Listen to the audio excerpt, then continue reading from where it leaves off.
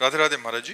गुरु जी, विपरीत से विपरीत परिस्थिति में ईश्वर की कृपा कैसे अनुभव होती है और करें? जब भजन किया जाता है, जब ईश्वर से अपनापन करके और खूब भजन किया जाता है तो हृदय इतना आनंदित रहता है।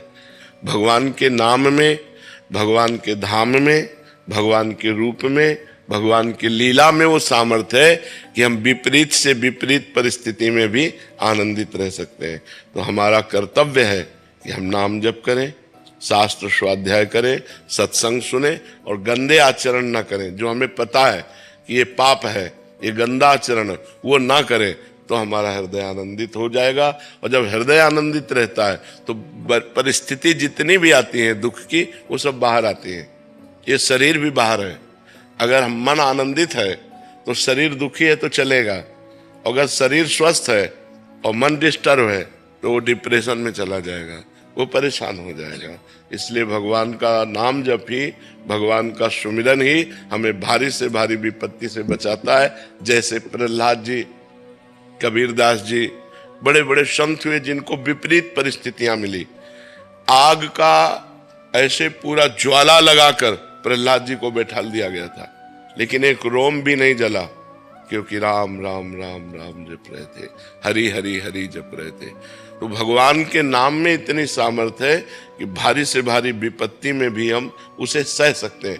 तो हमें लगता है हर विपत्ति, हर दुख को हम भगवान से जुड़कर काट सकते हैं, अन्यथा नहीं, अन्यथा तो टूट जाएंगे। इंसान का भरोसा इंसान बाहरी है, अंदर से हमें ठीक होना चाहिए और अंदर हमें स्वस्थ कर सकते हैं भगवान। हमें आनंद है, क्यों? क्योंकि आनंद चंद्र भगवान। अभी तो जैसे आपसे बात कर रहे हैं तो हम बाहर बात कर रहे हैं, और जब हम अंदर हो गए तब शरीर का भाना ही खत्म कि शरीर की किडनी फेल है, शरीर जो जब कष्ट हो रहा है उस समय भी भगवान सामने है। मरने की बात जब आती है तो लगता है भगवान से ही तो मिलना है। मरने का मतलब है भगवान से मिलना है। क्या यार दिक्कत है? एक आनंद है। तो भारी से भारी विपत्ति में भी तभी हम आनंदित रह सकते हैं जब हमारा चित्त भगवान से जुड़ा हो। यदि भगवान से नहीं जुड़ा तो फिर तो डूब जाओगे। ऐसे ऐसे दुख हैं, ऐसी ऐसी विपत्ति है कि उसी में हो जाएगा कि अब जीना क्या, ऐसी परिस्थिति आ जाती है। और देखो, भगवान से अगर चित्त ना जुड़ा हो तो सब ठीक होते हुए ऐसे पाप बन जाते हैं। पति ठीक है, पत्नी जवान है, उसने दूसरे पुरुष का वरण कर लिया, अपने पति की हत्या कर दी, अब वो जेल चली गई, ना उसको बॉयफ्रेंड मिला ना पति मिला। बुद्धि भ्रष्ट हो जाती है ना।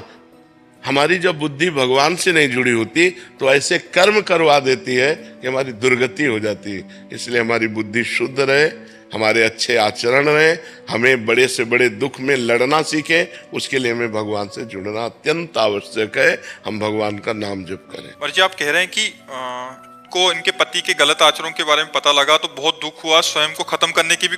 हम आपसे प्रार्थना करते हैं सबसे, अगर तुम्हें अपने पति की गलती समझ में आई तो लौट के अपनी गलती देख लो।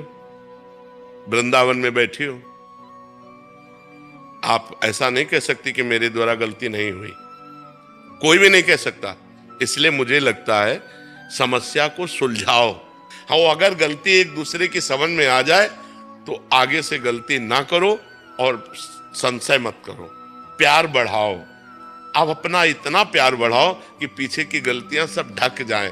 अगर एक दूसरे की टांग खींचोगे तो तुम्हारा जीवन संकटपूर्ण हो जाएगा, पक्की बात समझ लो। ये हम इसलिए कह रहे हैं ना कि आज का जो वातावरण चल रहा है उसमें अगर ये सोचो कि सती साध्वी पवित्र मिलना तो होगा कोई भाई, पर वैसा है दीपक लेके खोजना है, नहीं, मुश्किल ही मिलेगा। और कोई बाल ब्रह्मचारी पति कि जब तक ब्याह नहीं हुआ तब तक वो कोई गलत आचरण मिलना मुश्किल ही है। छोटे छोटे बच्चे हैं 12-13 वर्ष के, हस्त मैथुन के शिकार हो गए। गंदी बात तो गंदी, अब मोबाइल हाथ में है, बड़े बड़े मोबाइल हाथ में, तो हर चीज सर्च करके वो गंदी सब बातें देख रहे हैं, गंदे आचरण देख रहे हैं। तो हमें लगता है कि गृहस्थी को संभालने के लिए और पति को प्यार करके ऐसा सुख संपादन करो कि तुम्हारी गृहस्थी न टूटने पावे, नहीं तो फिर कुछ दिनों बाद आपस में मनमुटाव बढ़कर फिर डिवोर्स वाली बात आ जाती है, फिर जीवन सब नष्ट हो जाता है। फिर नष्ट हो जाता है। इसलिए हमारी प्रार्थना है कि गलतियां सबसे होती हैं, क्षमा करना चाहिए अपने पति की गलतियों को या पत्नी की गलतियों को, और दोनों को प्यार से रह करके एक नया जीवन बनाना चाहिए। पूर्व के जीवन में मिट्टी डालो, जब से तुमने हाथ मिलाया तब से पवित्र जीवन करो, ना तुम किसी और पुरुष की तरफ देखो ना वो किसी और स्त्री की तरफ देखो, दोनों मिलकर जीवन निर्वाह करो, तब तो चल जाएगा। और अगर महाराज जी, अगर वो एक दूसरे जैसे ये हैं, पति नहीं सुधरना चाह रहे हैं, पत्नी नहीं सुधरना चाह रही है, हाँ, फिर वो गलती दोहरा रहे हैं। फिर वो दूसरा रास्ता हो गया। अगर नहीं सुधारना चाहते तो पहले सुधारने की चेष्टा करनी चाहिए, उसको प्यार देना चाहिए, फिर भी नहीं सुधर रहा है तो फिर रास्ता दूसरा हो जाता है। फिर तो जो मान लो जब तुम्हारी रति ही नहीं है हमारे प्रति और तुम्हारा दूसरा ही मार्ग है, तो फिर संबंध विच्छेद करके अपने जीवन की नई धारा चलानी चाहिए। अगर नहीं सुधरना चाहता, लेकिन अगर पीछे किया है और अब सुधर के चल रहा है तो अब तो सपोर्ट करना चाहिए और पूरा सपोर्ट करना चाहिए। किसी भी तरह उसको याद भी न दिलानी चाहिए कि आप गलत थे। लेकिन अगर आज भी गलती कर रहा है और हम सुधारने की चेष्टा कर रहे हैं और नहीं सुधर रहा है और वो गलत मार्ग का ही अनुसरण करता है, तो फिर रास्ता दूसरा आ जाता है कि आप संबंध विच्छेद करके अपने जीवन को सही रास्ते पे चलाओ। राधे राधे महाराज जी। महाराज जी, मन को सच्ची खुशी और शांति का एहसास कब और कैसे होता है? जब भगवान का साक्षात्कार हो जाता है या शुद्ध ज्ञान हो जाता है। श्रद्धावान लभते ज्ञानम तत्परा संहितेन्द्रिया ज्ञानम लब्ध्वा पराम शांति मचिराधिगच्छति। ज्ञानम लब्ध्वा, जब ज्ञान प्राप्त हो जाता है अपने स्वरूप का तो परम शांति का अनुभव होता है, और जब भगवान की प्राप्ति हो जाती है तो चरम और परम सुख का अनुभव होता है। जो आनंद सिंधु सुख राशि, भगवान सुख के समुद्र हैं, और जब भगवान मिलते हैं तभी परम शांति और परम सुख का अनुभव होता है। इसलिए जीव को पाप आचरण छोड़ करके धर्म पूर्वक आचरण करते हुए खूब नाम जप करते हुए अपना जीवन व्यतीत करना चाहिए। ये जीवन भगवान की प्राप्ति के लिए, ये जीवन सुख की प्राप्ति के लिए। देखो, हर आदमी प्रयास कर रहा है सुख के लिए। आप विचार करके देखो, कोई दुख के लिए प्रयास करता है क्या? लेकिन सब अशांति में है। अशांतस्य कुतः सुखम, जो अशांत है वो सुखी कैसे हो सकता है? सब अशांत है, और अशांति का मूल कामना है, और कामना का मूल अज्ञान है। जब तक अज्ञान रहेगा तब तक शांति और सुख नहीं मिल सकते। चिंता, शोक, भय, कामना यही सताते रहते हैं। ओवर थिंकिंग में जीव परेशान है, नहीं परेशान है? तो जब तक भगवान का भजन नहीं होगा, अध्यात्म से नहीं जुड़ोगे, तब तक सुख और शांति का अनुभव नहीं हो सकता। कुछ भी कर लो। जहाँ आप बैठे, यहाँ एक वयोवृद्ध आकर बैठे थे और उन्होंने कहा मुझे कई मेडल प्राप्त है भारत सरकार से और खूब वैभव है, लेकिन मैं डर रहा हूँ कि अब मैं मरूंगा सब छूट जाएगा। इसका कोई उपाय है? हम कहा इसका उपाय जो था उसको तो खो दिया, जीवन तो खो दिया। ये जीवन भगवान के लिए मिला था। अब जो जो कुछ सब है वो मेडल अलमारी में रखे रह जाएंगे, बैंक बैलेंस बैंक में रखा रह जाएगा, परिवार और घर द्वार यही रह जाएगा, शरीर तुम्हारा जला दिया जाएगा या गाड़ दिया जाएगा, मरना तो पड़ेगा ही। आप जितनी श्वासें बची राधा राधा कह लो अगर सुख चाहते हो, सुख और शांति अच्छा, अपने को पता नहीं है कि हम 70 वर्ष के होके ही मरेंगे कि 80 वर्ष के होके मरेंगे। 8 मिनट में मर सकते हैं, बैठे बैठे मर सकते हैं। जरा सा दिल फेल हुआ और आदमी मर गया। इसलिए हमें लगता है कि हमें भययुक्त होकर भगवान की शरण में जाना चाहिए। भय मुक्त होने के लिए भययुक्त होकर कोई नहीं है जो हमारी रक्षा कर सके। मृत्यु से कोई रक्षा नहीं कर सकता। फिर जब मृत्यु सब कुछ हरण कर लेगी तो हमारे पास रहा क्या? विवेक से देखो, भजन किया नहीं, अब हम परलोक में जाके क्या करेंगे? हमारे पास वो खर्चा नहीं। जो धन परलोक में लगता है वो भगवान का नाम, वो तुमने लिया नहीं, तो फिर हम पिटाई करेंगे और नरक रूपी जेल में डाल देंगे। नाना प्रकार के दुख भोगना पड़ेगा। इसलिए सुख और शांति भगवान के साक्षात्कार में है, और भगवान का साक्षात्कार पापाचरण छोड़कर खूब जो भजन करता है उसको प्राप्त होता है। राधे महाराज जी। महाराज जी, आपके चरणों में कोटि कोटि नमन। महाराज जी, मेरा प्रश्न है कि पाप कौन करता है, शरीर या आत्मा? अगर शरीर, तो इस देह का क्रम हम अगले जन्म में क्यों भोगते हैं? 3 शरीर है। स्थूल शरीर जागृत अवस्था में इसका भान होता है, स्वप्न अवस्था में सूक्ष्म शरीर का भान होता है, और सुषुप्ति में कारण शरीर रहता है। और इन तीनों शरीरों को जो संचालन करता है वो आत्मा है, उसके प्रकाश से संचालित होते हैं। और वो भ्रमवश अपने को शरीर मान बैठा। जो अहम है अंतःकरण धर्म में, अंत सूक्ष्म शरीर में अंतःकरण है। अंतःकरण में 4 वृत्तियां हैं। एक है निश्चय जो बुद्धि से होता है, एक है संकल्प विकल्प जो मन से होता है, एक है चिंतन जो चित्त से होता है, और एक है क्रिया को स्वीकार करना। मैंने ये किया, मैं ये करूंगा, उसे अहंकार कहते हैं। बस इसी अहंकार का जन्म मरण होता है।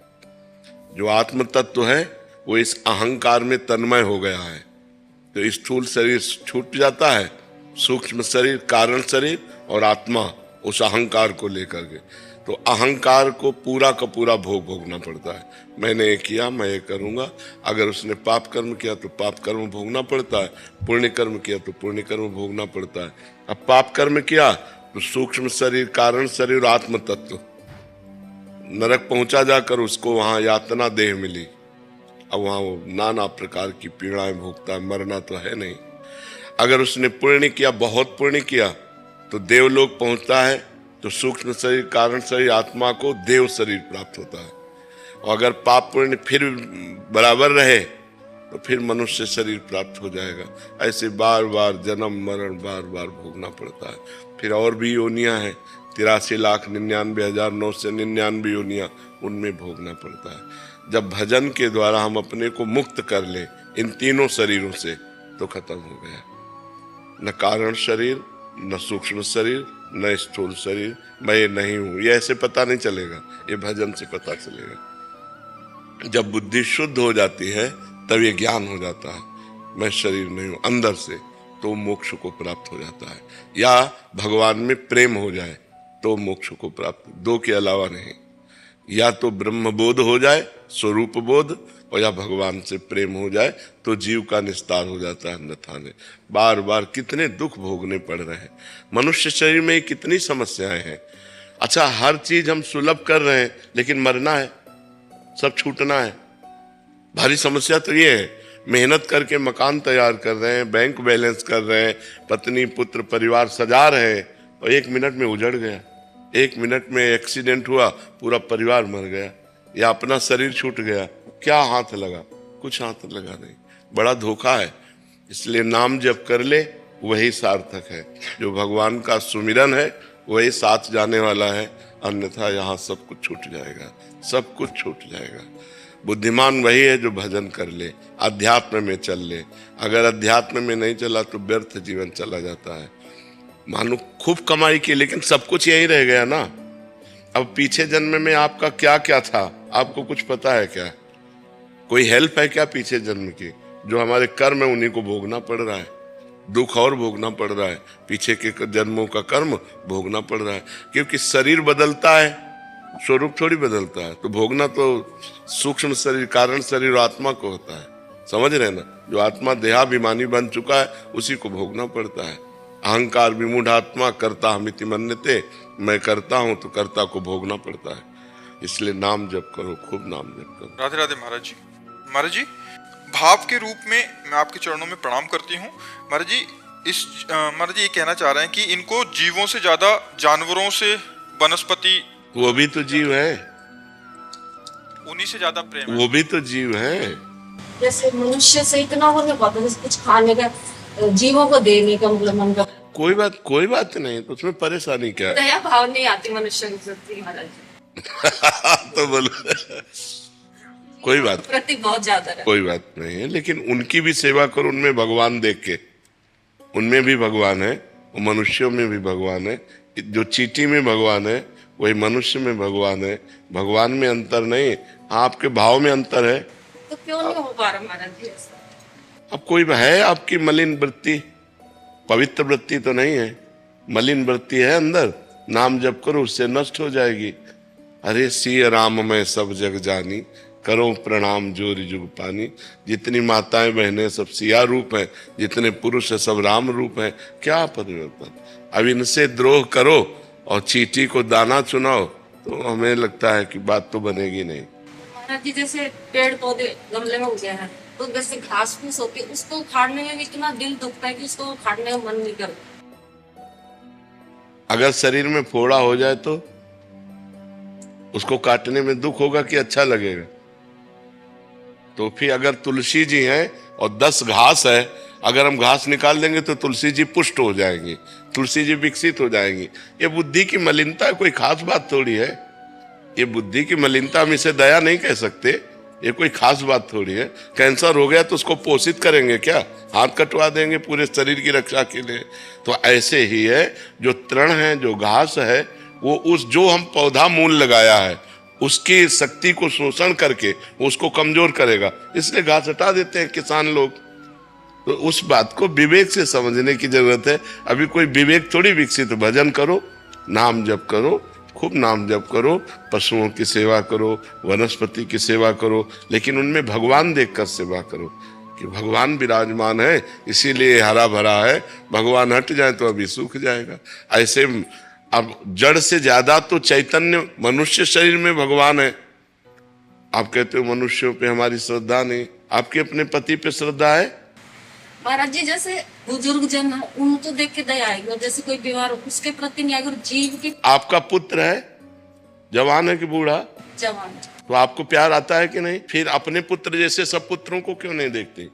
देखो, चराचर जगत में जब तक समान भाव नहीं आएगा तब तक बुद्धि पवित्र नहीं मानी जाती। जैसे मेरा पुत्र, हम खवा पिया रहे हैं, जैसे आप कहते हो मनुष्यों को खवाने में सुख नहीं मिलता, तो अपने बेटे को पवाने में सुख मिलता है, अपने पति को पवाने में सुख मिलता है, अपने सास ससुर को पवाने में सुख मिलता है। बस 3 प्रकार के ऐसे भाव रख लो। जैसे हम अपने पति को प्राणेश्वर मान करके पूजा करते हैं, तो ऐसे बहुत सी स्त्रियां अपने पतियों को प्राणेश्वर मानकर पूजा करती हैं। सब में वही भगवान विराजमान है। जो हमारे बड़े हैं वो हमारे पिता तुल्य हैं, जो बराबर हैं वो हमारे भाई तुल्य हैं, जो हमारे छोटे हैं वो हमारे पुत्र तुल्य हैं। हमें कोई परेशानी नहीं, सब में भगवान का हम भाव करते हैं। पवित्र भाव करना है, किसी में भी भेद नहीं रखना, कुत्ते में भी भेद नहीं रखना, सुअर में भी भेद नहीं रखना, सब में भगवान विराजमान है। नो गीता जी में एक श्लोक है, विद्या विनय संपन्ने ब्राह्मणे गविहस्तनी सुनी चय सुपाके चा पंडिता समदर्शिना। जो विद्या विनय संपन्न ब्राह्मण में, गाय में, कुत्ते में, चांडाल में, हाथी में एक ही परमात्मा को देखता है, वही असली में पंडित है, वही ज्ञानी है, वही सही देखता है। जो कुत्ते में, गाय में, हाथी में, चांडाल में और मनुष्य में, सब में एक ही परमात्मा को देखता है। तो और थोड़ा भाव पवित्र करो। जैसे उनमें कोई घाव वगैरह कुछ भी हो जाए दुखी, तो महाराज जी अंतरात्मा रोती है। बिल्कुल, हाँ। मनुष्य तो अपनी दवा करा सकता है, पशु दवा नहीं करा सकता। सबको चाहिए, अगर आप जैसे पशुओं का प्रेम सबके हृदय में हो जाए तो बहुत अच्छी बात, फिर मांस खाना बंद कर देंगे, क्योंकि लोग पशुओं की हत्या करके ही तो मांस खाते हैं। जैसे मुर्गा है वो अपनी जान बचाना चाहता है, बकरा है वो भी अपनी जान बचाना चाहता है, गाय भैंस पशु पक्षी सब। लेकिन मनुष्य इतना राक्षस हो रहा है, सबको काट काट करके खा रहा है। तो दया भाव तो पशु पक्षियों के प्रति भी होना चाहिए, पर मनुष्य के प्रति विशेष आदर, क्योंकि भगवान की सृष्टि का सबसे श्रेष्ठ रचना मनुष्य है। 84 लाख योनियों में आखिरी रचना है ये मनुष्य शरीर, जिससे भगवत प्राप्ति होती है, और किसी योनि से भगवत प्राप्ति नहीं हो सकती। इसमें हम भजन करके, तपस्या करके भगवान को प्राप्त कर सकते हैं, और किसी योनि में ऐसी सामर्थ्य नहीं है। राधे राधे महाराज जी। गुरुदेव भगवान, भगवान श्री कृष्ण 16 कलाओं से युक्त थे। क्या ये कला धरती पर किसी इंसान में हो सकती है? यदि हाँ, तो ऊंचे स्थान पर स्थित साधु महात्मा? कभी नहीं, कभी नहीं, कभी साधु महात्मा किसी में भी नहीं। भगवान अद्वितीय है। चाहे जितना कोई सिद्ध हो जाए, सृष्टि की रचना कर लेगा क्या? प्रलय कर लेगा क्या? सूर्य पैदा कर देगा क्या? कोई भी महात्मा सूर्य पैदा कर देगा? चंद्र पैदा कर देगा क्या? नहीं। लहर है, वायु निकली, समुद्र में लीन हो गई, इतनी बात है। समुद्र ऐसी करोड़ों तरंगे पैदा कर सकता है, एक तरंग में ताकत नहीं कि समुद्र पैदा कर दे। हम सब तरंगे हैं उसकी। चाहे जितना बड़ा कोई महात्मा हो, ये सूर्य चंद्रमा प्रकट नहीं कर सकता, दिन रात का भेद नहीं मिटा सकता, सृष्टि नहीं पैदा कर सकता, जन्म मरण नहीं कर सकता। वो भगवान का उपदेश करके तुम्हें भजन करा सकता, बस इतनी बात है। और भगवान भगवान है, भगवान जैसा केवल भगवान है। आप हमारी बात समझ पा रहे हो? 16 कलाएं तो कहने को है, अनंत गुण संपन्न भगवान। प्रियाजू 64 कला प्रवीण है, लालजू 16 कला प्रवीण है, प्रियाजू 64 कला प्रवीण है, भगवान राम 12 कला प्रवीण है। तो ये कलाएं तो केवल कहने को है, वो तो अनंत गुण संपन्न असीम अगाध समुद्र है, वेद भी जिनका पार नहीं पाते ऐसे भगवान। भगवान जैसे तो सिर्फ भगवान है, दूसरा कोई नहीं। हम कह सकते हैं गुरु भगवान, संत भगवान कह सकते हैं, लेकिन भगवान जैसे भगवान ही है, दूसरा कोई नहीं हो सकता। चाहे जितना बड़ा सिद्ध पुरुष हो, सृष्टि का परिवर्तन नहीं कर सकता, सृष्टि की रचना नहीं कर सकता, सृष्टि का विनाश नहीं कर सकता, सृष्टि का पालन नहीं कर सकता, कुछ हिस्से में सृष्टि का सुधार कर सकता है। जो गलत मार्ग में जा रहे हैं, अपने तप के द्वारा, अपने भजन के द्वारा उनको सही मार्ग में लगाना, बस इतना हो सकता है। भगवान जैसे तो सिर्फ भगवान है, दूसरा कोई नहीं। क्यों?